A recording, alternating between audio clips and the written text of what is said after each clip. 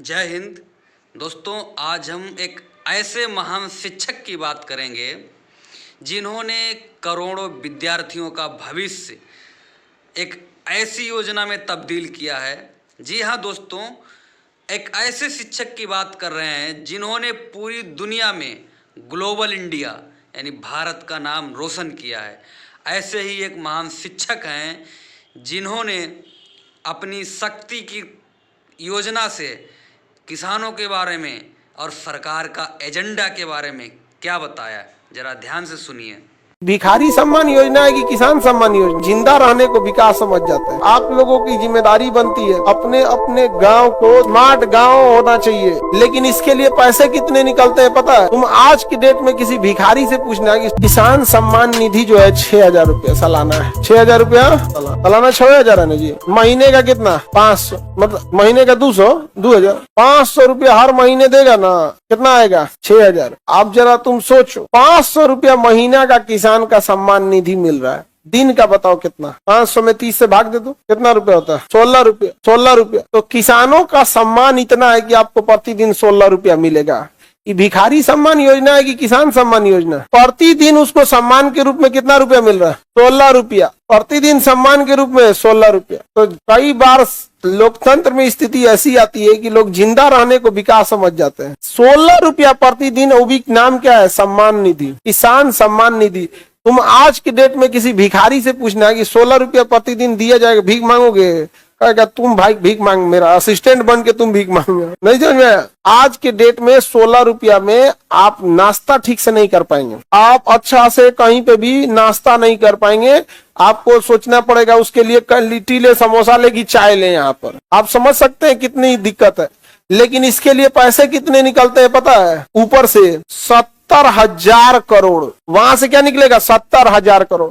आप बताओ, इस 70,000 करोड़ से कोई फास्फोरस की फैक्ट्री डाल दे, वो डीएपी जो खेत में डाल रहा है 1,800 रुपया बोरा खरीद के, 1,600 रुपया बोरा खरीद के, यूरिया का कारखाना डाल दे, या फिर उस 70,000 करोड़ हर साल जो निकल रहा है फिक्स कर दे कि इस साल हम यूपी को ध्यान रखेंगे, इस 70,000 करोड़ उत्तर प्रदेश को इस साल देंगे और पूरी नहरों को बसा देंगे, पूरा नहर बना देंगे, उसकी सिंचाई का पैसा बच गया। अगली बार वो 70,000 करोड़ में बिहार और झारखंड दोनों कॉमन हो जाएगा क्योंकि यूपी बड़ा है। एक प्लान करके भाई उसका खर्चा बढ़ा दीजिएगा। तो ये तो एक हो गया वही वाला तरीका कि हम धीरे धीरे घिसते रहेंगे। यहाँ पर नहीं समझ में गया? हम तुम लोगों से खूब फीस ले लें और कहें कि रुको तुम लोग को हम ना खूब बढ़िया भोजन करा देते हैं, तो बताओ ये तुम्हें बेवकूफ बना रहे हैं कि नहीं बना रहे हैं? लेकिन तुम लोग तो पढ़ा लिखा है, भाप जाएगा, अरे बाप हो बाप। लेकिन किसान बेचारा नहीं भाप पाते। क्या कीजिएगा किसान लोग के लिए? आप लोग कुछ कीजिएगा आगे बढ़ के। समझ में आ गया? अखंड भारत की जब सेना बनेगी आप लोग को बुलाया जाएगा। समझ में आ गया कि नहीं आ गया? और आप ही लोग बदलिएगा। समझ में आया? लोगों को लगता है हम कम फीस में पढ़ाते हैं, सेना तैयार कर रहे हैं। और इस सबको जब राष्ट्र निर्माण होगा तो एक बार आप आइएगा यहाँ पे। समझ में आ गया? वो आजाद हिंद फौज नहीं, अखंड भारत की फौज होगी। वो अलग अलग थी और सबका अपने अपने जगह से काम है। और तुम लोग को, बाकी सब लोग को लगता है हम सस्ता में पढ़ा रहे हैं। अरे बाबू, बड़ी दूर तक सोच के रखे हैं। समझ रहे हैं कि नहीं? आप लोग हर गाँव तक, आज हर गाँव तक अगर हम कुछ कहें कि ये बात पहुंचाना है तो आप पहुंचा सकते हैं ठीक से, कि ये वार्ड तक पहुंच सकता है, बिल्कुल पहुंच सकता है।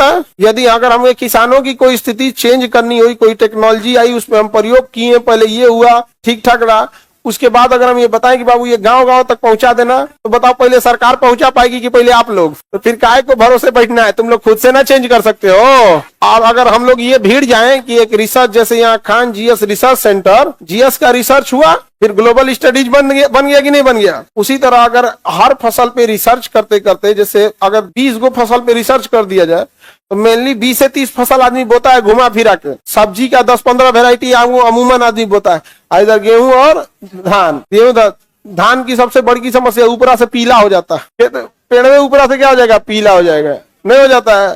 कौन सा टिड्डी उसको मारता है, कौन नहीं मारता है? समझ में आया कि नहीं आ गया? यहाँ पे तो इस सब में चेंजिंग ज्यादा जरूरी है, पैसा खर्च करके।